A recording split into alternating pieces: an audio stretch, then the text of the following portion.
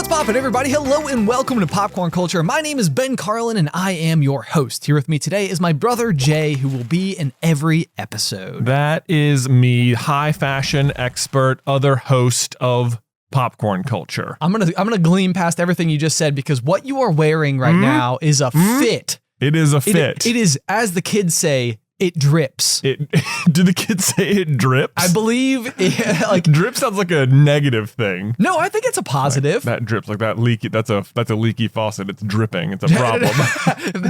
that outfit is kin to a leaky faucet. Well, Ben, in that it drips. Let me tell the folks at home what I'm seeing. Yeah, for people who aren't watching. Because what you are wearing right now could be classified as aggressive pajamas.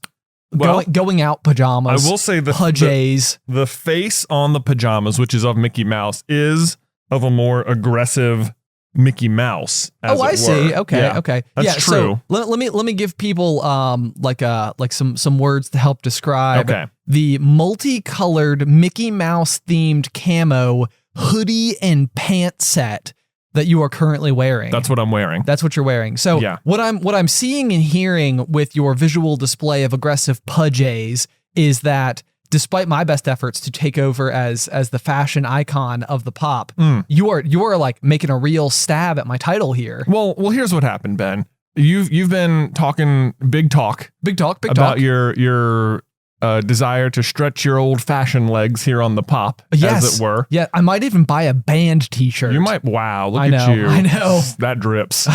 That's what I was going to say.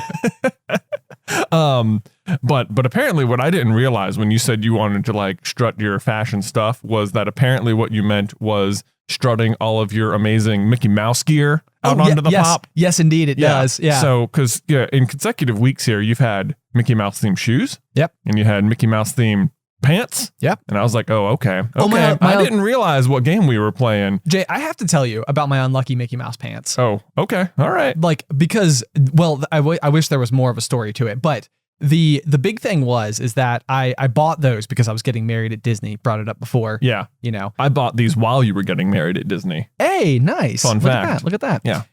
So this was my Mickey Mouse jeans it was like this article of clothing that like I was so excited to like track down. Like I saw that they existed and I had missed the original like release, as it were, from I believe Levi's. Yeah. The company. And so I like found them on eBay for actually a screaming deal for brand new with tags. A screaming deal? A screaming deal. Wow. Yes. I was like, wowzers, cannot believe these are like my size and they're like less than like list price and they're collectibles. I was like, well, this is amazing. To find that's the thing about collectible jeans, which I guess exists. They're collectible everything if you want there to be. Yeah. But it's interesting. Yeah, that's crazy because you not only need to find it, but in your size. Yes. So that is the really hard part. That is the really hard part. That is, extremely hard. So anyway, I was so excited because I was going down and at my wedding, I was also trying to like, strut my fashion muscles a little bit because I was like, oh, this is the opportunity to do so. So I pulled out some crazy stops, like a polka dot jacket for my rehearsal dinner and white pants as well. Yeah. So, it was like I was going for it. But the day after my wedding, I was like, I'm going to wear my Mickey Mouse pants. And these are so cool. And I'm so excited to wear them. And this was like, we were at Disney sort of like it was in January of 2020. So like the pandemic had not started yet. That we're aware of. We're not sure we didn't all catch it at Disney World. At Disney. It's like, this is like such a trope about it is that like, I've already had it. And it's like, I have no idea. It's very possible I didn't, but I got very, very sick like the day after my wedding. As did I was horribly sick for like 3 days and had to miss 3 days of park fun. Yep, you sure did. Yeah. You sure did. The saddest part was that I actually think you were wearing your exact outfit right now and you were flying home and like, because you were so sick, it was like you were trying to like stay away from like Luke and everybody. Yes. And so like Luke is like, but Dad's over there and he doesn't want to hang out with me. Well, he did not know I was over there. Oh, I see. Think that was the point. Oh, I got you. Yeah. So that was a really, whole just sad situation because, Luke was down there at Disney with us, but I was so horribly we assumed it was the flu at the time. Sure. Yeah. And I mean, you know, we did like a telehealth call with the doctor, and he said it was, you know, he's like, that sounds like the flu. But I also went to an urgent care and did a flu test, and it just came back negative. Sure. So who's to say the, you know, first documented COVID case wasn't until like February or something in the US, I think. And this was in January. But goodness, does Disney World seem like a huge candidate for a place, because it's very international. That's the big thing. Yeah. Is that there would be, it does seem like you'd be at like a potential like specific location that exists in the United States, where if it was existing on a world scale, like it feels like that could be an area where it may have gotten there earlier than detected. Right. Well, because almost certainly the first documented case wasn't actually the first case of it. Of course. Yeah. America. Right. And, Yeah. you know, it's so contagious. It seems like it very easily could have been in the country long before people realized, especially at Disney World. Who knows? We'll never know at this point. We'll never know. The point is that like I got married, you know, best day of my life. Yeah. What was unlucky about, so the sickness was what was unlucky about your pants. Well, so that's the thing about wearing Mickey Mouse jeans is that like there are select occasions to wear them. Mm-hmm. And it's been one of these things where in every single one of those select occasions, it has been the case that something has like happened that I was like, man, I was like wearing such happy jeans today. Yeah. And yet something negative happened to me. Oh, okay. Okay. So what are some other situations where your Mickey jeans have brought down misfortune upon your life? Well, fate would have it, this very pop. On the pop. What happened like while we were recording? The unlisted episode. Oh. You're right, because even though last week people saw you wearing the jeans. I have worn them once before that. And I was so excited because I was like, okay, the pop, this is going to be where I'm wearing my cool stuff. Right. You know, I'm going to bust out like all the stops, mm-hmm. which then made it like, you know, Mickey Mouse pant worthy. It was like, you know, okay, now is the day. Today's the day you're going to wear them. So I did. And we recorded an episode of The Pop that will never see the light of day. It's like it's left on the cutting room floor. This is no good. So we are, I believe as of today, we're 66 episodes in, and this is the 66 only 66 episodes. Is that what I said? Well, you said 67. I guess there's episode 0 as well. I think I said 66. The tape will tell. The tape will tell. It will. Yeah. Okay. I can see you think you're right. I know I am. Okay. All right. Well, we'll see. Ethan, let us know. As of today, we're 66 episodes in. Everyone will know. Everyone will know. Leave it in this debate. Now we'll know who was correct. Yeah. Anyway, point is, being 66 episodes into the show, there has only been one occasion ever where we recorded the whole thing and it was like, this is not good enough for us to be able to like put it out there. There was a weird vibe in the room. There was just like it was the pants. Maybe it was your pants. Although last week we recorded with the pants and it was fine. It worked out okay that day. Yeah. But I think it's because I built up some immunity to it. I see. And then in such rapid succession, that's how it works. That's how gene immunity works. Yeah. That feels like that's G. Maybe denim is the word you're searching for. Denim. Yeah. Oh, Yeah. Actually, that could just be a really great corny joke right off the cuff. Oh, is what is Mario's overalls made out of? Denim. Nailed it. There it is. Corny joke for the week. Woo. Anyway, so that being said, first time I'm like maybe like 63 and I stand by that number % sure that I got COVID wearing the pants and it was the day after my wedding. Yeah. Then the next time that I'm aware of was recording the unlisted episode of The Pop. Wow. That will never see the light of day. Okay. It goes to show how infrequently I wear my collector jeans. The lost episode, as it were. Well, as it were, Ben keeps talking about all of his like need to strut my high fashion stuff here on the pop, sitting in the chairs. High fashion, yeah. Good point. Highest. But apparently, what Ben means by high fashion is his Mickey Mouse collection of clothing. Yes, that's it. Yeah, right. Yep. Yeah. So I've been like waiting for you to bust out. I was like, but by high fashion, Ben means his Mickey Mouse stuff, and I didn't know that's the game we were playing. So I was like, I'm gonna bring it today. I'm going full rainbow camo Mickey Mouse sweatsuit. You brought game recognizes game, bro. It feels like that's how you should say it. Like that's the right like, tone of voice is brah. Well, I absolutely love it, and you look just stellar. There you go. Once it's again, hard not to when you're, and it's so funny because I think the last time I wore this full outfit was on the day of your wedding, like it was while we were getting ready. Yeah. I was like, I'm gonna go full mouse camo. Right. And I was assumed that once I got home, I would wear the combo together all the time. Right. At least around the house even. Of course. You know, why not? It's What very better comfy. place? Very comfy. And I wear the pants a lot and I wear the hoodie a lot, but I rarely wear them together. Oh, I see. So anyway, this also seemed like a good occasion to bust them out. And maybe it's hard to tell probably from where you're sitting, but there are in fact Mickey Mouse faces all the way down the pants worked into the camouflage.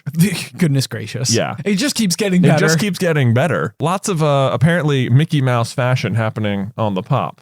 It is indeed. Yeah. I'm curious to see how have you depleted your library of mouseware, or does it go deeper? TBH, I'm not entirely sure. Oh, okay. I'm not entirely sure. Mhm. Yeah, I have to keep rooting around, but it is like it's a really funny thing, I think, because having gotten married at Disney is like one of these. It's such a major life event that, despite the fact that I've already quite enjoyed Disney properties for most of my life, it is now something that, like, especially the decision to do it there, it's like this is now something that it is and always will be true about me. I got married at Disney World. Right. And now it's like, I'm like, okay, now it's like, now I can, like, it almost gave me, like a resume item as to my fandom that, like, allowed me to, like, embrace it to that next level. Cause I don't even know that I owned a single piece of Mickey Mouse garb prior. I think we've talked about this phenomenon before where you like go out of your way to like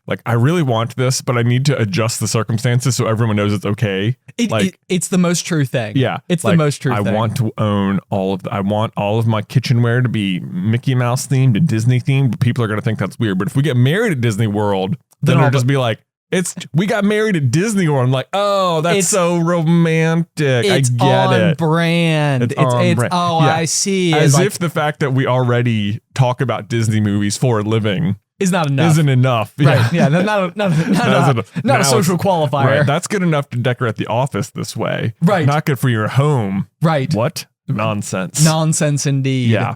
Yeah. No. So it's I don't know. I do this with a lot of things, and it's always something where I like struggle to find the way. I mean, it was exactly like I wanted 2 monitors, but that meant like I couldn't like tell anybody that I wanted 2 monitors for my desk. I had to like go out of my way to like, you know, have all of these circumstances fall into place. And it was like, now that my desk is so big because it's a new desk, and it's right. like, okay, now the circumstances, it wouldn't make sense to not have Before 2. it would have been a little indulgent and kind of impractical for Ben to even suggest having 2 monitors. Right. But now look at this. Look at this. Of course, it's just, I mean, his desk looks empty without them. Exactly. I mean, I have the same desk and 1 monitor, but so I've been wondering about this for a while in regards to Mickey the Mouse. Mickey the Mouse. Okay. Okay.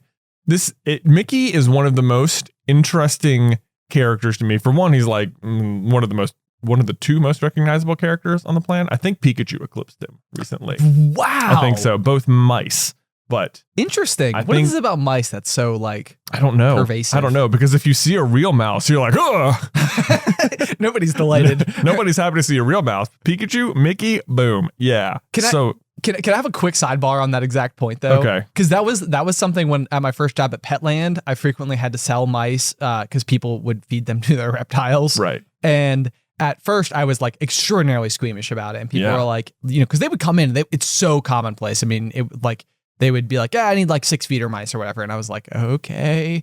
You know what I mean? I had to like reach my hand into this giant like pit of mice. You want to pick them out yourself? Or? Right. It's like, do you want to come around back and, you know, we'll put them in the box? Yeah.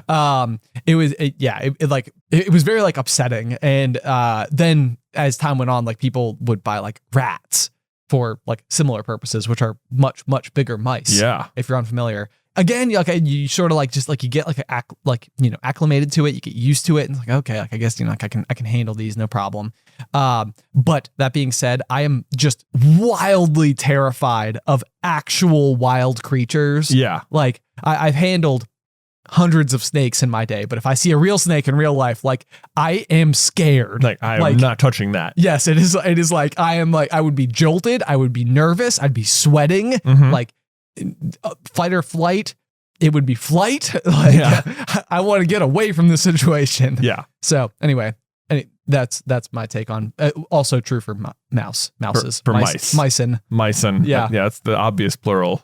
Obvious plural. Of mouses. Mycin. Mycin. Okay. Continue though. Okay. So Mickey is this interesting character because like on like face value, my initial thought of Mickey as this like child's character. Okay. Like he's like a for kids sort of character. Sure. Which I think is mostly true. Is like the mascot of Disney, you know, whatever. He's super famous. But Mickey also manages to span like 1,000 different moods at the same time. Okay. Like, you know, there's like Mickey Mouse Clubhouse Mickey, which is very exactly what you think, like, oh, let's go learn something, kids. You know, that was good. That was really good. Yeah. Thank you.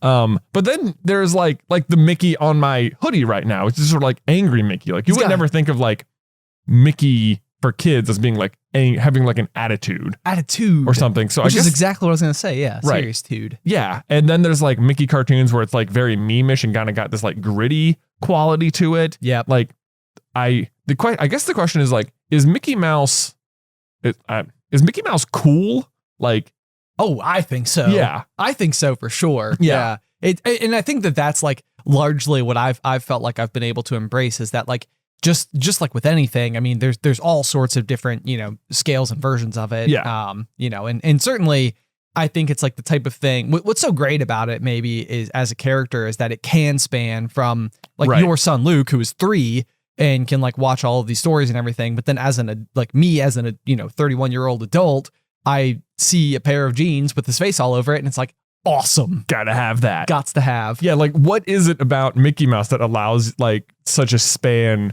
of like attitudes and stuff? Cause like, I don't like it. I think, you know, if you were talking to your friend and like, oh, I love Mickey Mouse, like you would clearly not mean the Mickey Mouse Clubhouse, you know, like the little kids Mickey. Sure. You know, like, oh, it'd be like, oh, I like some other version of Mickey, or like I like the idea of Mickey or something. Well, okay, so that's largely what I would say is that like I think of like Mickey more as like an icon than a character. Right. Like, but this is the thing, but he is a character in many things. Yeah. Right. But it's like out of all of the wildly famous, you know, Disney movies, I mean, there is Fantasia. There's plenty of, like Mickey centric movies, but they're not like ever the ones that are, you know, in theaters or anything. Right. Like when you say Disney movies, it seems to be the case. You think of like Aladdin, Lion King, Little Mermaid. Yeah. Probably in many cases, like the Renaissance type things. Yeah. Which may also just be when we grew up. And it may be the case that now people think of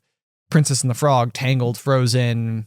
Right. You know, soon to be Raya. Actually, as of this episode coming out, completely Raya. Oh, yeah. She'll have come out last Friday. Yes. As people are watching this episode. Correct. Yeah. In Tomorrow, future. as we sit here right now. Whoa. Yeah. Wild. It's always fun being able to exist in the future, but also in the past at the same time. Look at us. I know. It's regular incredible. time travelers. Regular time travelers, indeed. Yep. So anyway, I would say that it's one of these things that I've liked my whole life and took me until I was about 30 years old to fully embrace is my love for Mickey. Mickey the Mouse. Fantastic. I will say the way in which it has infiltrated, I've also done like a circumstantial, let me adjust this so it's okay to get all these things, is that Mickey has infiltrated, first of all, lots of my wardrobe, but also particularly the coffee mugs at my home. Oh, interesting. Like I used to have, we have a bunch of coffee mugs, but almost every day I can reach for a different Mickey Mouse themed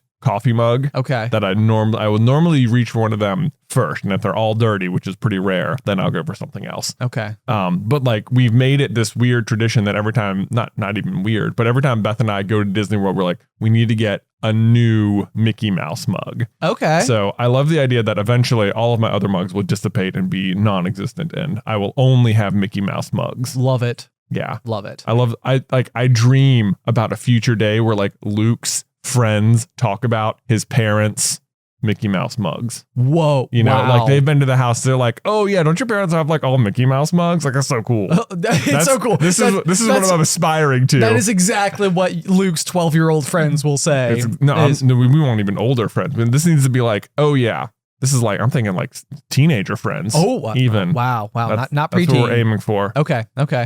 I'm collecting now to impress unknown teenagers 15 years from now. Love it. I have Prepare to have your minds blown, kids. and then show them this episode so that like when they're like, Mr. and Mrs. Carlin, you guys have the coolest mugs over here. You'd be like, hold on. And then you can run to a shelf. We can put this episode on VHS and you can give it to them. Like, so this was it. It feels especially old timey. Like that would be old even now. But like to them, it's like extra old. Yeah. It's like when they put photos like into textbooks that were taken in color, but they put them in black and white so that they seem more historical. Do they do that? That they do that. What would be the point? I think to make it feel more historical. But that seems like a forced inaccuracy. No, I agree completely. I do not think that it's a good decision. I just think it happens. Yes. Yeah.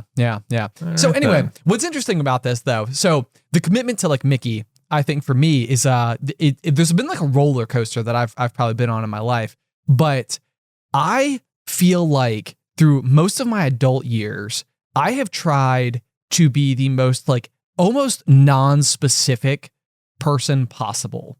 So this has been like, it's not really. Could you like be more specific about that? I'll attempt to be. Okay. So this is not like maybe something that is like super top of mind where I like diluted it down to like my life's mission statement. Mm-hmm. It just sort of became consistently true across like a lot of like different branches of my personality and sort of like how I showed myself to the world. Right. And it was maybe something that I was like attempting to like very carefully curate, but like I said, it was very like instinctually, I guess. Like, right. Like it all is true. It wasn't part of like some type of grandmaster plan, but it definitely is consistent.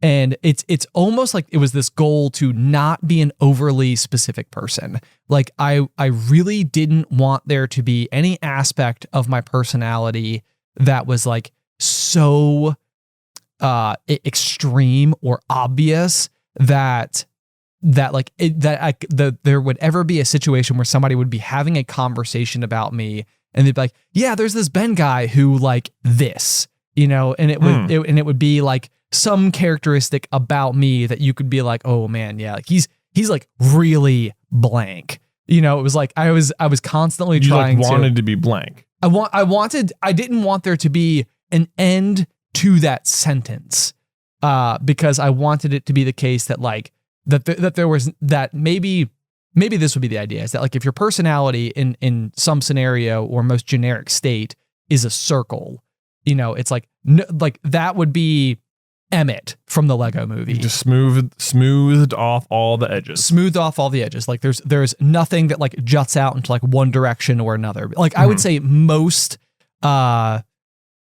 personalities look more like a drawing of like a sun or something where there's like spikes and everything going off in like 100 different directions. I see. Like that's how. So you want it to be a dead star. I want it to be no sun, just a moon. I want it to be a circle. Right. And that like with that idea being that like all parts are there, but there was nothing like I wanted there to be nothing negative that somebody could say about me. You wanted to be Aaron Burr. That's what I'm hearing. Is that like if you stand for nothing, Ben, what will you fall for? Oh, wow. It sounds to me like a form of putting up guards against like judgment.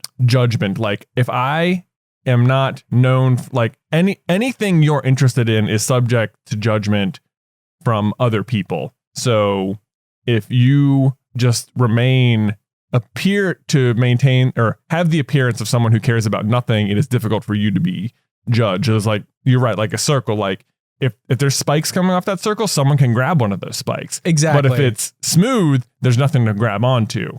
Yes. So it's like protection, but I would say you're sacrificing, I don't know, like enjoying a lot of stuff or like letting yourself, I would say that's probably exactly what it sounds like, is you're sacrificing like passions or enthusiasm. Well, and I think that's like I've touched on this before, and like sort of like one of my like sort of recent discoveries about myself is this, and we've talked about it, but like a people pleaser is sort of the idea. And I think that a lot of what happened once my personality became like at least a bit more exposed on the internet in terms of having like, and we're not like, a big deal or anything like that on the interweb, But there is at least a big enough of an audience that there are a lot of different people from a lot of different walks of life that could like look in on your life and have reactions to things. Right. And I remember, I mean, there's like little moments that I think were extraordinarily impactful to me, where it's like you're talking about like individual comments that may have like quite literally like made me start to operate differently. Yeah. Where it was like what just happened was one of the spikes just got like molded into like a smooth rounded edge, because it was like you as a young person had a nice fun spike that you were excited about and got you know, excited to do things, and someone came on and just like was like, that spike right there is the ugliest thing I've ever seen. You're stupid for that spike and I don't like you. Exactly. Right. 100%. 100%. And here, the interesting thing about it too is that like I've seen people on the internet who are extraordinarily opinionated, and I think a lot of what that does is like you tend to have a lot of people who like mega lock into you, because chances are if people disagree with you, they're going to go someplace else.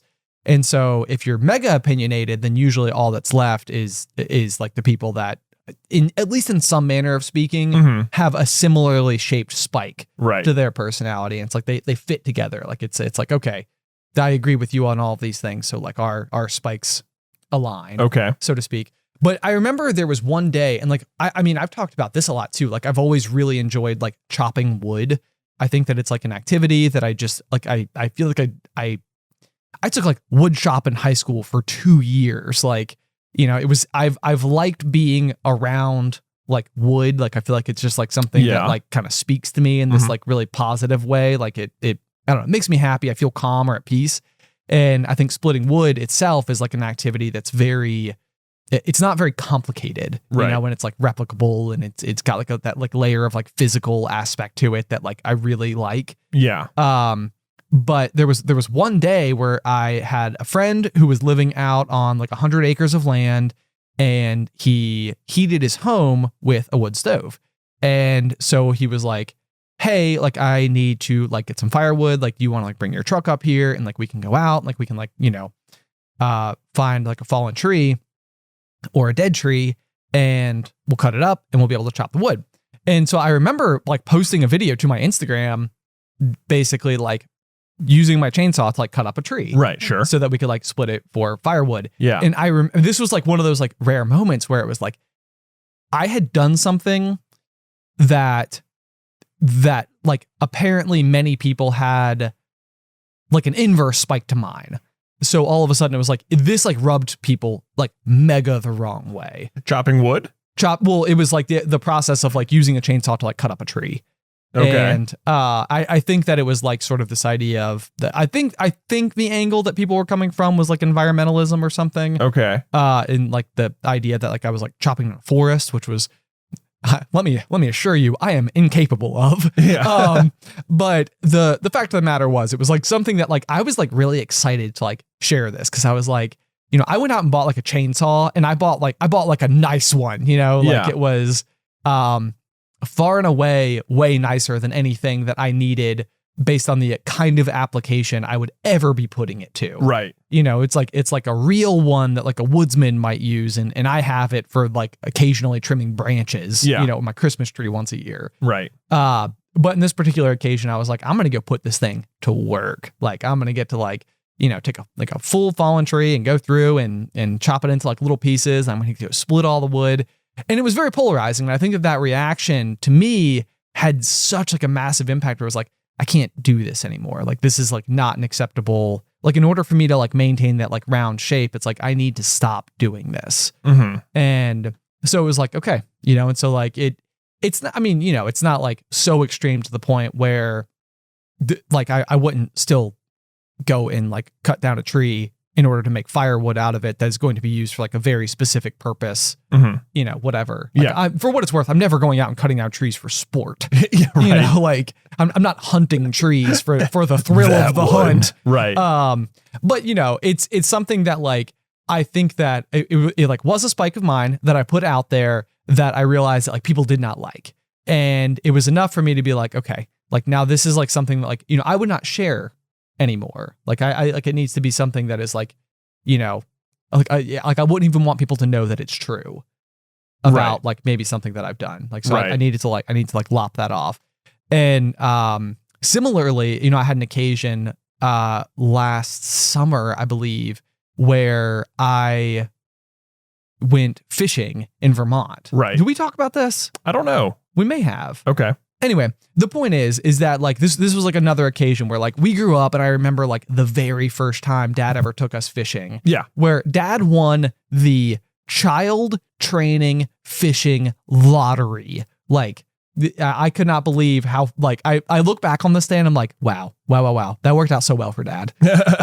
Because he had a bunch of childhood Hot Wheels cars, which we were super into, that he had found. They were called red lines. So like when he was a kid, they weren't like quite so mass produced that like there might be a limited number of these red lines out in the world. Right. And it was right as eBay was getting popular, and he sold a bunch of them online. He was able to go out and use that money to buy us a canoe. And then with that canoe, he took us fishing on the James River for the first time. And you and I and him, all three in the canoe, we caught like 50 fish that day. It was a very successful fishing trip out there on the James. Right. Like, I don't know that since that day, I've had a day of fishing that was as successful as the first day we ever went fishing. Right. Like, and we had like fished off of like docks and stuff like that before, or like, the point in Vermont or something, like occasions. But I would say that was like, to me, that was like my intro to it, where I was like really starting to like build like a rapport with the activity. Right. So anyway, as a kid, it was like this activity that we did, and it was like, I always like looked forward to it, but it's not like we're avid fishermen either. I usually do it 1 week of the year. Yeah. Like, certainly. I think like Dad grew up doing lots of fishing. They were much closer to the little lake house in Vermont that we go to, so they would spend much of their summer there. Yes. Grew up just near streams and stuff. Yeah. Big part of his childhood. And so, like, when we were kids, we would go to lots of ponds and stuff and, throw in bobbers and catch sunfish and throw them back or whatever. Lots of fun. And then I think even like our graduation, like our 5th grade graduation gift was like to get like a non-kids rod. It was like I'm going to buy you like more of a real fishing rod. Like that was like the big like present that I think you and me and Tyler got after 5th grade. So like, we could go fishing with Dad out of the canoe. Our parents were big on like the very consistent like little rites of passages like that. Yeah. And I mean, I still remember like, getting that fishing rod and then being like, okay, we're going fishing tomorrow or, this weekend. And Dad would like sit down and like show me how to, tie the knots for the line and, just good bonding moments. And like, I still know how to do it. I can still remember learning at our childhood kitchen table how to tie a lure on, and I still do the same knot. Right. Yeah. Right. To this day. Yeah. Yes, absolutely. And same here, I think it's just like one of those things. But so anyway, I think it was this past summer or something, I posted a picture of like a fish that I caught that I was particularly proud of at our like little family's like lake cabin in Vermont. Right. And I like lost on Instagram like 400 followers that day. Because you posted a picture of a fish or holding a fish. Holding a fish, I guess. And it's like one of those things like where I didn't know, because it was like it's just something that has been a part of our life for so long. It's like I didn't know that would be met with anything. Like in my mind, it was almost like I do this like 1 week a year. It's like a catch and release type of thing. Like I'm not, and no doubt, I'm sure it is a very stressful experience for the fish itself to be caught. But sure. It's also a fairly common activity to go fishing. Right. And I would say I'm using all of the other necessary, safety precautions and stuff like that. But the point is that like, I felt that. And I think that like having this people pleaser mentality and then having it applied to such a like so many different people that might have opinions. And it could have been that like out of however many thousand people, you upset like a few hundred of them, and it was enough for them to be like, okay, signing off. Like, I don't want this type of stuff on my feed, so I'm going to go someplace else. But like the impact that has on me is dramatic. Mm-hmm. And I think that's exactly, those are like big examples of this type of stuff.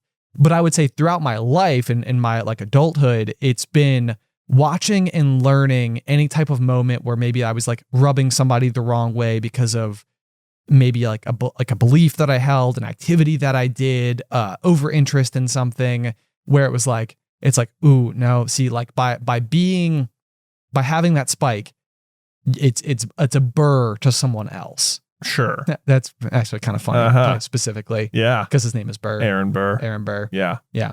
So the burless Burr, basically, as it were, or burless Ben, is effectively what I was attempting to be. More like Ben the Burr. Right? Ben the Burr? Yeah. Would that be right? I don't know, because if you are Aaron Burr. Well, I think what I'm trying to say is I'm lacking these spikes, these burrs, so to speak. Because burrs are like thorns. Are you following? Right. Yeah. Okay. Yeah. I think for a long time, a lot of these things have. It sounds like what's happening is you're trying to be non-offensive to anyone in any way, but occasionally running into situations where you're finding that no matter what you do, someone somewhere can find a way to be offended by just about anything. I think so. Right. And I know that that's not groundbreaking stuff. Right. Like, I know that I'm not like the first person to have realized that the internet, can be a rather polarizing place. Right. But I think, I guess what I'm trying to say is almost like the idea for me for a long time of wearing like Mickey Mouse clothing would have been the type of thing where like what you are doing is putting that spike out there that might be then interpreted by someone out there in the real world, not just on the internet, as being like, oh, he's that kind of person. Right. Like it's like, yeah, he's really into like the whole Disney thing, like as if that could be like a negative characteristic in someone's eye, which maybe it is. But I think as I've gotten older, there's been a portion of me that's like been a bit more willing to just be like, this is a thing that I like. I think the older you get, the more stuff like that can start to like realize, like when you're a kid, like if you're just like, if it's something as innocuous as wearing a Mickey Mouse t-shirt or something and being afraid someone's going to make fun of you for that or consider you a certain kind of person for that. It's like, as a kid, it can feel very much like, oh, I might catch flack for this. I shouldn't do it. Right. But as an adult, it's, I think, much easier to recognize that like you are just wearing a shirt. And if the greater crime is that someone is making fun of you for it rather than that you're wearing it. Yes. Yeah. Absolutely. It's just like that. It says much more about the attacker than the attackee. Right. Right. And I think that there's like a measure of self-worth because there is probably like a twofold thing to it where there's some amount of, maybe mild bullying or not mild bullying that could be happening where someone dislikes or has a different opinion of something that you like and they're making you feel bad for liking that thing. Yeah. Well, this is basically the core of like our whole channel though. Sure. More or less, like at the beginning of every episode of Super Carlin Brothers, it says, celebrate your fandom. And the whole point is that like, hopefully we're creating videos and a community where people can like feel safe in that this is a place where people are enthusiastic about whatever they like and aren't going to like meet judgment for liking something like Disney movies, even though they're adults, or like Harry Potter or Marvel or whatever it is. Exactly. And it's becoming, considerably more widespread and just accepted that people just love this stuff anyway. Yes. But that's still sort of like that's still the goal of what we're doing. But I can tell you, I remember very specifically a moment. I'm not even sure if I've talked about it on the pod before. I know I've made a video about it. Okay. A moment like this from my childhood where the thing I was into as like what must have been like 5 or 6 year old was Power Rangers. Yeah. Mighty Morphin Power Rangers. First wave. Right. Super awesome. Everyone loved Power. Like, everyone in my class loved Power Rangers. Every kid I knew, it was a phenomenon. Yes. Fantastic. And I remember the Mighty Morphin Power Rangers movie came out, which is just terrible, by the way. Sure. It has this weird scenario where they have all the same actors from the show, but it is not canon to the show.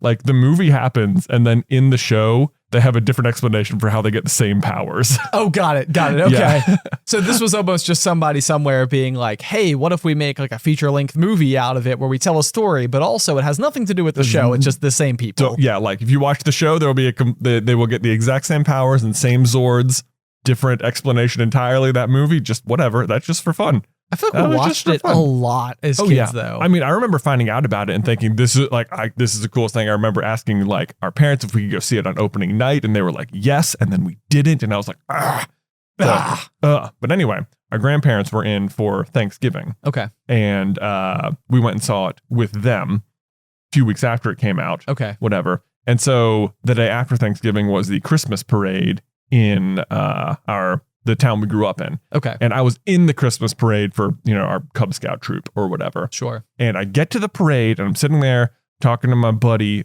one of my childhood best friends who I won't like name drop or anything. Sure.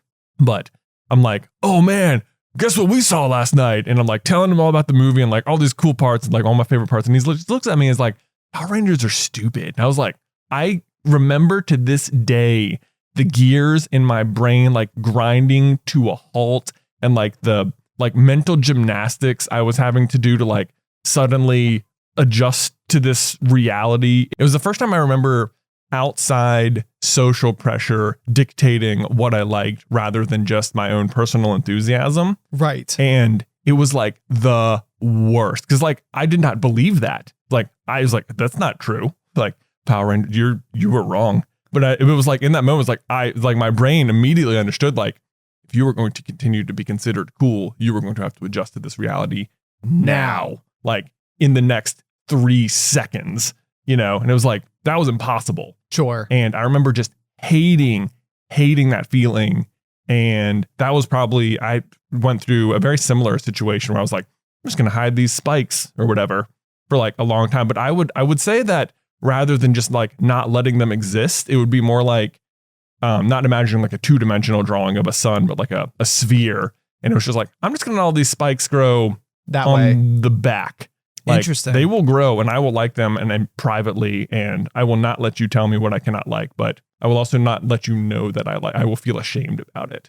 Sure. Kind of thing. So maybe anyway. the moral of the story is to just let your spikes show. Exactly. Your spikes Be are spiky. beautiful. Be spiky. Yeah. I like that. There you go. That's a Be great spiky. It's a great tagline for the old pop. The old pop.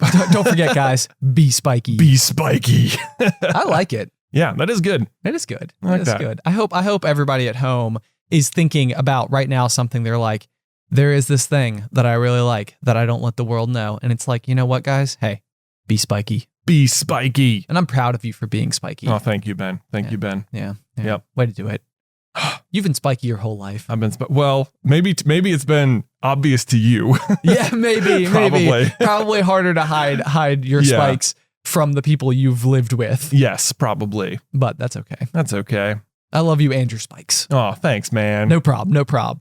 Okay, moving on. How about a fun fact about coyotes? Oh, I love coyotes. Yeah, me too. Yeah. It's a spike of mine. It's a spike of yours? Yeah. What about wild coyotes? Would you be like same as the snakes? It would be similar to the snakes. Like, if I'm being completely Franklin with you, it would be similar to the snakes. But I would like to say or feel or believe that my developed affinity for the coyote Yeah. would aid their resonance with me. Mhm. As if like me being out there and them, like my internalized love for them. Like you're manifesting a spiritual relationship with all wild coyotes. Precisely. Okay. Precisely. Yeah. Hit the nail square on the head. Right. Okay, cool. Yes. So I'd like to think that they would be like, he's one of ours. Yeah. That's what they would say. That's what they would think. Yeah. Yeah. And it would be do good. that. It would be Yeah. fine. Okay. So what I want to tell you about today is that it turns out, and I cannot believe I didn't know this or Okay. that anybody has brought it up to me, and it's possible someone has. There is an NHL team called the Coyotes. Oh, is there? There is. They seem like a very non-ice based creature. It does indeed. Yeah. It does Or indeed. even winter. Well, I don't know. I guess I could see like an Arctic coyote. Is that a thing? Well, maybe. Arctic fox. Arctic feels like a foxes thing. are certainly a thing. Arctic wolf, that feels like a thing. It does. I don't see why there wouldn't be. An Arctic coyote. Yeah, an Arctic coyote. There could be. There could be. I like the sound of like a white coyote. A white- Like just yeah. like, being able to blend in At with the the snow. very least, there must be some strain of coyote that is albino. It seems. The white coyote. It's out there, Rare, sacred, amazing, probably. but most likely. We'll Yeah. see. Anyway. Who knows? Anyway, so what was interesting about it though, because I was like, oh my gosh, how have I never heard of this team? And it's probably because I don't think they're very good. The NHL Coyotes are not so good. Maybe not the best. How not good are they? They are the oldest standing NHL team to have never played in the Stanley Cup Finals. Oh, they're one of those teams. They're one of those. They're like the Cleveland Browns of. Oh no. Yeah, of the NHL, which makes me love them all the more. Oh, okay, so that's the. Are you typically much? I don't know. Is this like a hidden spike of yours, the NHL? It's not terribly. I feel like if it was, I probably would have known that there was a team called the Coyotes. This particular team seems like it is a great intersection of many of your interests because there is ice. Yes. There are coyotes. There are coyotes. I mean, it's a contact sport. Which everybody knows how much I like contact sports. Ben is all about I don't know. I know you're a fan of football and NFL. I am that. But you like the movie Miracle? Love that movie. Who doesn't? Who doesn't? It's because hockey movies are just on their whole amazing. Yeah. But when I was a kid, I have to tell you that I was quite good at roller hockey. Right. Oh yes. See, there you go. Particularly if it took place in a high school parking lot. Yes. That was where my skills really truly shined. The roller hockey league. The roller hockey league from the local YMCA. Yes. No, this was actually I very much loved playing roller hockey as a kid. And it was like I feel like we watched the Mighty Ducks one day and I was like, "Hey, we have rollerblades somewhere, don't we? Let's go outside and play hockey." And it just it was like one of those things that just stuck. And our family did it for 2 years. Oh, I feel like I thought it was probably more the show Rocket Power. Could have been that they too. had quad teams. Did they have quad teams? I don't know. They had some made up word for whatever hockey league they played in. Oh yeah, you're right. Yeah, it could have been that too. They needed Squid to play goalie. It was a 1-2 punch. Is what it was, Jay. Yeah, there was the Mighty Ducks and Rocket Power. At the same time. How could kids resist? How could you resist strapping on the old blades, getting out there and shooting some puck, as it were? So we had these hard roller hockey balls instead of pucks because we were usually playing just on the street. Yeah, and we grew up on the street. On the streets, yeah. But the big thing about it was that there were just obviously sewer grates or sewer entrances. Easy to lose. Easy. Yes. I feel like constantly it was the case that it was we lost another one. I feel like we also had these, what looked like actual pucks, but that had ball bearings on the puck. And to me, it always felt like this is a perfect solution to exactly what you want. And it would never behave at all like a regular puck. It wouldn't just slide nicely on the asphalt, right, or anything. It's it was intended to if you were to play roller hockey on a air hockey table. Yeah, it would have been its perfect circumstances. That's what you wanted it to be like. Otherwise, it mostly just got thrown up on its edge and rolled like a donut. And I want to say maybe that happens more often than you think, than you realize in ice hockey. The puck isn't always just flat against the ice. I think that's true. I think that's true, but to 10-year-old me who didn't watch ice hockey or know much about roller hockey, I really wanted that puck to smoothly glide across in a way asphalt that it was simply not capable of doing. Yeah, that's true. But that's true. Whatever. What I really remember about these days is that we had a park near us that actually did have a roller hockey court on it, which for some reason is not where the YMCA chose to have roller hockey every weekend. It was a parking lot with absolutely no walls or anything. So if you shot the puck and missed the goal, it just went it was just gone into the ether of this gigantic parking lot. Yes. Only to have to just skate an extra 100 yards to go get it. But I remember one day we were out there and our younger brother Tyler I don't even know if he was on rollerblades. I think he was just running around on his shoes. And I think you went to block him and he had this really small kind of flimsy. Do you know what I'm talking about? Yeah, wooden hockey stick. And I think you came down on top of it and the stick just exploded. It just shattered. I mean, I was whoa. Jonathan stole the puck and scored the goal. That was brute strength I had never seen. I was that doesn't exist. That doesn't really happen. No way. It was a baseball bat breaking when it hit the ball in baseball or something. It was whoa. What happened? Yeah, I was in awe. So Well, I'm very strong. I guess. I've told people for years. I'm like, you should have seen the way it splintered people. It was incredible. And so that's why you got to put the tape on your hockey stick. It's not for extra grip. It's to keep it together. To keep it together. That's what we did. We just taped it right on back together. Perfectly good hockey stick again. Exactly. You just taped it back together. Yeah. No problem. No problemo. Oh man. So Arizona Coyotes though, when they're not so good. Not the best. Oh, sorry about that. That's okay. Well, we'll have to. Maybe we should check in on their. I don't even know if the NHL season is happening right now or when the NHL season is. I'll start tracking aggressively. We should aggressively track the success of the Arizona Coyotes. I'm into it. Okay. I'm into it. Yes. Okay. Official hockey team of the popcorn culture. Yeah. There's like 8 people in Arizona who are like, yes, all right, our team. Oh, Coyotes or die. I need a jersey and a t-shirt. You do. It feels like we're going to need some garb. Some garb for sure. Sure. Okay, Jay. So I have a question here because you have a note about an alarm clock battle. Oh, yeah. I'm curious about whether or not you're going to use a superior hockey stick to smash your alarm clock. What is the deal with your alarm clock battle? Well, I mean, it's probably a relationship many people have with their alarm clock, I would assume, but is that you hate it. It's not that I hate it. It's whether or not I should set it at all. Okay, so but how would you wake up? Well, naturally. Oh, yeah, that would be. I know, or by child. Okay, basically that's the other option. But so my old routine, once upon a time, when I was filming the vlog, which has been a little dormant as of late. Sure, but which I desperately want to get back to. But anyway. My routine right when we started the vlog was to edit it every Sunday. Okay. Like I would, film the whole week and then we get to Sunday and I would edit it together. Boom. Great. No big deal. That was before kids. Okay. And then even after we had Luke though, I was still pretty good about that. Sunday afternoon, this is just what I would do. Okay. I would go do it. No problem. Luke would be in bed, not a big deal. Eventually, however, we started doing the Nuzlocke over on the Super Carlin Gaming channel. Yep. I remember that too. Yep.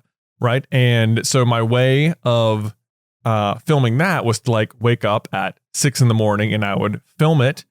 And then I would bring all the files into the office and it would get edited and it would go up. You are a machine. Can I just tell you that? Well, thank you so much. It's unbelievable. Well, the thing about the Nuzlocke was always because sometimes you would just like sit down and you would film and you'd have an episode. Great. No problem. Other times it'd be like, I have to grind for like 3 hours or everything's going to die. And those were like, this would take, only have like an hour in the morning or something. So it would take like 3 or 4 days to get to the point where you accomplish something that you could put into the next episode. I have to tell you that there is just absolutely nothing that has ever mattered to me so much that I can wake up at 6 a.m. to just be like putting in due diligence type of work. I do. The Nuzlocks are so fun and I enjoy doing them. But anyway, the point is at some point over like week after week, every now and then I would miss an episode of the vlog. And it normally operates like 2 weeks behind anyway. Okay. So like Christmas comes out like mid-January. Yeah. So like Christmas comes out like 2 weeks after Christmas. Okay. So if you fall like 1 week or 2 weeks or 3 weeks behind, all of a sudden you're like a month behind. Sure. In terms of what people are watching. So I started realizing, okay, whenever I finish the Nuzlocke, what I'm going to do is just wake up and I'll just work on whatever the next week of the vlog is until I'm completely caught up. Okay. And that worked and it was great. I think we had a few weeks where several episodes would come out at a time. Okay. And then I was like, you know what? Maybe I should get my Sundays back since I don't have to work on any more gaming stuff and I'm all caught up. I'll just start editing the vlog every morning since I'm already getting up. Okay. Fantastic. This became the new routine. This was when I was editing it. And it worked out really well all the time. I liked that a lot. And I would set my alarm for 6 a.m. And I think we had to go to the gym at 7. So I had like a very tight window there. We only lived like 5 minutes away from the gym at the time. So I would really plan it out. Like I would wake up. You were getting up at 6 and doing work and then going to the gym and then going to actual work. Yes. Yep. That's what was happening.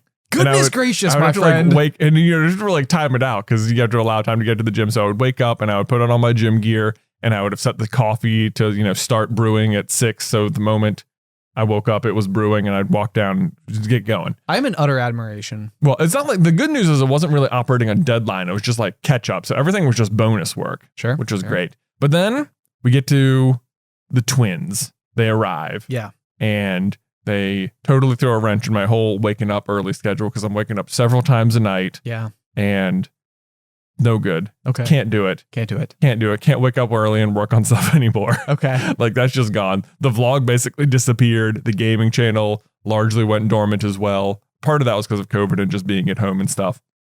But we're getting back to the point now where the twins are starting to sleep better, like 12 hours a night, which is fantastic. 12 hours sounds spectacular. Yeah. And I've got this new problem where I'm like, should I try and get back up at that 6 o'clock hour or even 6? Because for a while, what I've been doing is like, I'm going to try and get back into it. I'm going to wake up early and start editing the vlog again. And I'll just wake up at like 6:30 and I'll just work until someone is awake and I need to go upstairs and help. Can I ask you something? If the shoe were on the other foot, if I were doing this, because like for me, I could probably edit from like 12 a.m. to 1 in the morning. Okay. Like to you, would that seem like just flat out ridiculous? Yes. Okay, good. That makes me feel better. Okay. Yeah. So we just live on other ends of the spectrum. So that's fine. Okay. I'll just do it at night. You do it in the morning. Okay. What are you going to edit? I don't know. I'll think of something. You'll think of something. I'll find anything just so I can make it be true. There you go. Just to stay up later. Right. Yeah. Yeah. Fantastic. For a long time, we've been with the twins having to stay up at least until 10 to do the dream feed. Okay. Which is like where you just like pick them up out of their crib and feed them milk. They don't even really wake up, but they'll still like drink a whole bottle like, while asleep. And this will get them through the night. It sounds absolutely amazing, by the way. It's cool, but it forces you to stay up until at least 10 to do the feeding. And then it's normally like 10:30 or something before you're actually like getting to bed. Okay. Or whatever. Normal time to go to bed anyway, but. Yeah. Sure. There are definitely times where I wish I could just go to bed earlier, but it gets to like 6:30 and I've been having my alarm go off for like a while at this time, and it'll go off and I just won't get up, or I'll just immediately silence it. And I'm like, because I'm just so tired from, raising the kids. How dare you? I know. And I'm like, I so badly want to be able to like get up and work on stuff so I can start getting these other things back into production, because I really like doing those things. Right. And I keep just not waking up anyway, but I can't bring myself to like turn the alarm off. But so I'm stuck in this terrible thing where now the alarm is going off and it is waking me up, but I'm too tired to get up. I'm just like waking myself up for no reason with the best of intentions, but I'm not completing those intentions. I feel like you are at how old are you? 33? Yeah. I feel like you are at age 33 stumbling into the problem that I first started running into in 5th grade. Oh, like this is, I feel like you feel like you've stumbled into like, what a weird new problem. It's like, this is the problem everyone has. Is it? Like, is this the problem everyone has? Oh my gosh. Yeah. If you were like, well, why don't you just get up earlier? It'd be like, because I'm exhausted because the alarm goes off and I can't get out of bed. Yeah, that's why. You're staying up until 1 editing, Well, apparently in this newfound situation, yeah, but otherwise, not typically. Yeah. I'm just saying that I could, but, to me, this is almost like your whole life. I've almost thought it was like a superpower that like you've always gotten up early, and it's never felt like even like a remote like problem, challenge, or like anything to like overcome. It just sort of like happens. Yeah. That's not relatable. Well, I am sorry. No, it's okay. No. I mean, it's just. I think it is actually, it makes me feel like so good to hear that you're having morning wake up struggles. Well, my question is almost, because 6:30 was like it's not even really enough time. It doesn't even feel like, it feels like, I'm wondering, should I like just go back to like 6? Because that's the other part. It's like waking up at 6:30. It's like, even if I get up, it's not going to be that much time. Like, is there that much opportunity gained?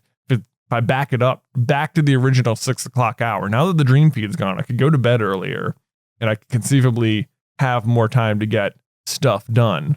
See, right. Or should I just abandon it altogether and just like let myself get the sleep is where I'm at. I feel like you should let yourself get the sleep, because I think that sleep is critically important to daily things. However, this is where I feel like my stance has always been like, I always have to go extremely extreme. So I feel like if you were actually asking me, I'd be like, get up at 5 a.m. Just go to 5. You get up at 5. Well, see, here's the thing. Like 6 sounds early, but if you go to bed at 10, then 6 o'clock is 8 hours. Sure. So that's enough. That should be as far enough. as I'm concerned. I can get up. That's no problem. Right. Shouldn't be a problem. Yeah. And I don't know. The other thing is I very much value alone time, and I think this would qualify as alone time. Like I can, like, it really helps me recharge to spend time alone. Okay. So I think that's actually like an incredibly important aspect of it too. Yeah. I don't know if we actually ended up talking about this. There is like an idea called sleep. Hold on, maybe it'll come back to me. Do you know what I'm trying to say? I do know what you're going to like. Revenge procrastination or revenge something. Sleep procrastination. Something like that. Okay. So the idea is that basically throughout the day you have to like go and be committed to like all of these things that maybe are outside of your control, whether that be like going to school, going to your job, having like after school activities, or like going to like a babysitter, or meetings, like whatever the case may be. It's like you spend so much of your day doing things that are like sort of mandated by the laws of your specific life. Right. And then frequently what happens is that you're like tired all day. You woke up tired, you've been tired all day, and then you get home and it's like 7 o'clock at night, and all of a sudden you are like wired, like wide awake. And it's like, it's because your mind is like grappling onto these available moments where like you get to be in control of your world. Right. And so what happens is you end up staying up rather late because you're energized, because all of a sudden you have this window of time that is like yours to have.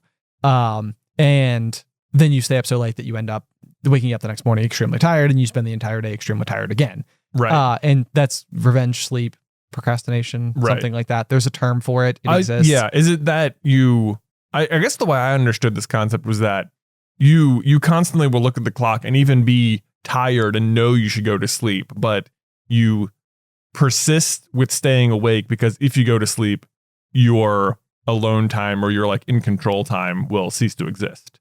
Well, if that's the case, then it's not my personal experience with it, because typically what was happening to me was that I was just not tired. Okay. So I would spend the entire day exhausted. And especially in high school, I remembered by my senior year, this would happen to me in such an extreme way that I was like, I remember I had this one English class where my teacher would like finish about 15 minutes early every day. And so there's always 15 minutes where people could just like work on homework or chat with their friends or whatever. I would put my head face down on my desk and pass out. Like, and it wasn't like I was sleeping during class, like that. Like I wasn't getting in trouble for doing this. Like it was time that the teacher just deemed use it as a brief study hall. Right. I was just, that's how tired I was. Is that like as soon as the lesson was over, it was like conked out. And I mean, I remember the bell would go off sometimes and I would be like drooling on the desk. Like, I remember kids who would fall asleep like this, and I had like such a mixed opinion. Like I always like aspired to be able to fall asleep. Sure. Like, wouldn't this be like, man, that'd be an interesting experience. Like, but like when I saw other people asleep, I'd be like, it's embarrassing. Oh yeah, no. Yeah. And it was embarrassing. And very frequently, like, I'd pop up and I mean, as far as I know, about as deep into sleep as I could be. Like, it wasn't like I was just below the surface. Straight into REM. Yeah. Do you, man, that's how I wake up from naps, by the way. Like, I'm not a napper. No, I know that, ever. I take maybe like one nap every couple years or something. Well, you got to recharge your batteries here Exactly. It was a couple of weeks ago. It was my biannual nap. Nice. Yeah. And so you were basically like a smoke alarm. It's like you have to change the battery once every... That's not what it feels like in my house. I feel like I'm changing those alarms all the time. Maybe you should take more naps. No, that doesn't change the smoke alarm. It feels like they're correlated. It doesn't seem like at all correlated. But okay, man, when I wake up from a nap, it is like as if I was about to suffocate underwater and I broke the surface. Like I come off the pillow like... Like, is that just me? Do you ever wake up like that? Like, This doesn't happen to me when I'm just sleeping. But if it's a nap, it'll be like, like I am like, oh my God, good thing I made it. Well, I mean, I would say that in English class, that's how I was waking up. Okay. I think that I was so tired that, and maybe that's exactly what it is. I mean, raising 3 kids under 3. You probably. Well, they're not under 3 anymore. Well, around about. Yeah. But I think that having all that probably means that you reached a point where it's like your body was like, you are going to sleep now. Like that is what is going to happen. Those are the terms. These are the terms. And yeah, so that's probably the reason, is that I bet you just like you went out so hard because your body demanded it. Yeah. That would be my guess, but I'm not a sleep psychologist or anything like that either. But then why do I wake up that way? My theory is that my brain is so unaccustomed to naps and so typically against them that it's like at some point my brain got rested enough to realize I was asleep. Sure. I was like, oh no, like, not right now. Afraid not. Like, hold on, let me check around. Oh my God, we're asleep. It's in the middle of the day. Wake up. Right. Something is wrong. Something's wrong. Yeah. It goes against my instincts. Yeah. No, I have no idea. I don't know why. I don't know why you would wake up that way, other than that the only time that I ever did it was because I was so exhausted that I like was forced to fall asleep. I see. All that to say though is that I think that if you were able to wake up and use that time early in the morning specifically for something that was actively energizing you, I think that would be you overcoming this kind of phenomenon where you'd be taking like those evening hours where a lot of people choose to stay up later because it means they have that time to themselves. I did this exact thing last night, actually. You did? I did. Yeah. So, because we get to skip the dream feed now, they're just sleeping. Okay. Often it's been almost like 9:45-ish, you know, Okay. like 15, not much time, but it'd be like, just go to bed now. Go to bed Amazing. now. Don't have to stay up till 10 anymore. Wow. Ha! What freedom. What freedom. Anyway, last night I'm sitting on the couch and Beth was just reading and I was playing some Sword and Shield, some Nice. Pokemon. Okay. I'm feeling the itch to play some Mon lately. Sure. As one gets. And Beth had completely fallen asleep, and I was just sort of like, well, this is just complete free time. I don't have to, I can just play, whatever. And I look at the clock and I see it's 10, and I'm in the middle of I was trying to breed a perfect Incineroar, a Pokemon I know you're familiar with. Yeah, it's one of my faves. Yeah, one of your faves. Also, I'm a big fan of it in game as well. Okay, good. And I was like, okay, this will be fun. This will be this is what I'll do. This will be my project, is I'm going to try and breed perfect Incineroar. If you know anything about Pokemon breeding, it's a lot of just hatching eggs. Okay. A lot of hatching eggs. It makes me think that maybe this is your version of splitting wood. It could be. Yeah, It could just be. kind of like methodical. It would have gone so much faster. The problem with this one in particular was that there's only a 10% chance you ever hatch female Oh, I see. Littens. Yeah. And I had perfect stats on one parent. And what you're trying to do is get really good breeding partners. Okay, got it. But the parent that had good stats was male, and there was rare to get a female Litten. I know people are like so tuning out right now. They're like, Like, wow, I don't even wow, like, wait, wow. what? What mechanic of Pokemon are you talking about? Is this what? Aggressive technobabble. Aggressive IV breeding to get perfect stats on your Pokemon. Very, very fun, very repetitive. But anyway, it was like the way you do it is, you know, you have to like bicycle around outside the Pokemon breeder and they'll just keep giving you eggs Okay. or whatever. And so the way I was doing, I would get like a batch of 5, I would go hatch them, I would go check them, and then make any adjustments I needed to, and then go do it again. Okay. And it's just like the whole process maybe takes like 7 minutes to do like one full cycle. And every time you're like, maybe this time, maybe the next time. So I would finish and I'd be like, oh, it's like 10:30. I'll do one more. Okay. And then okay. I'd get like one step closer and be like, well, I'm this much closer now, so yeah, I'll do one more. May as well just keep going. Suddenly it's like it's like 11:50. I'm like, this is bad. I meant to go to bed like an hour and a half ago. This is not good. So you mean to tell me that you stayed up late enjoying yourself? Well, yeah, I guess so. How dare you? Not it's like not like a bad thing that I stayed up late, but this was definitely like a situation where like I knew I should go to bed, but was clinging on to the like freedom of this time. Couldn't even tell you how proud I am of you. Oh, thanks. Look I'll at you have go. you know that I did hatch a perfect Litten this morning. I knew it was going to happen. Yeah. That was everybody was on the edge of their seat. They're like, but did it happen? But did work? it happen? Did we have it? Happen? Do we have the Incineroar? Yeah. Well, we have the perfect- Litten. Of course. Yeah. Yeah. Now I got to do the EV training. You know, Goodness I had to like breed a specific move onto it as well. And there's got to go get the heavy duty boots. So there's still work to do. It feels like a really good time to close out today's pop. Maybe it does. Yeah. Guys, thank you as always for tuning into this week's episode of The Pop. If you have any thoughts or comments, you can leave them either in the comment section down below. You can email your thoughts to popcornculturepod@gmail.com. We are over on Reddit. If you want to pop onto that page there, always lots of good conversation going. Also, lots of people leaving some really quality corny jokes for the sods. Oh, they sure are. Very much appreciate that. Also, if you would like to support us over on Patreon, you can do so by going to patreon.com/popcornculture. This month, we are launching, is the last month actually available to hop on to get your very own Pop on. Yeah. Not good correction. Yeah, Good correction. You're welcome. To hop on to get your very own Fred the Cup, which is going to be a Popcorn Culture laser engraved 20-ounce Yeti Rambler, I believe is the name of the cup. Word. Yep. Yeah.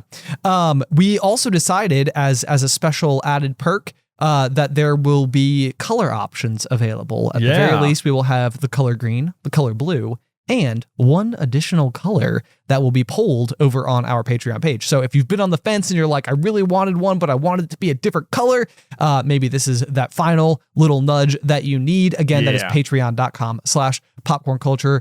And it helps us determine who the one true host is every week. You can sign up for Buzzy B or Jazzy J. Yeah, or Jazzier J. I'll do that one. Or Buzzier B. Or actually, we also have Neither or Neither, which is what a loser. Basically, the rule is that if neither host wins, we have to start the episode with just 15 seconds of just silence because nobody's hosting it. And then we just immediately go into conversation. There you go. So if you guys want to check it out, be sure to do so. But otherwise, thank you so much for tuning in. Until next week, pop.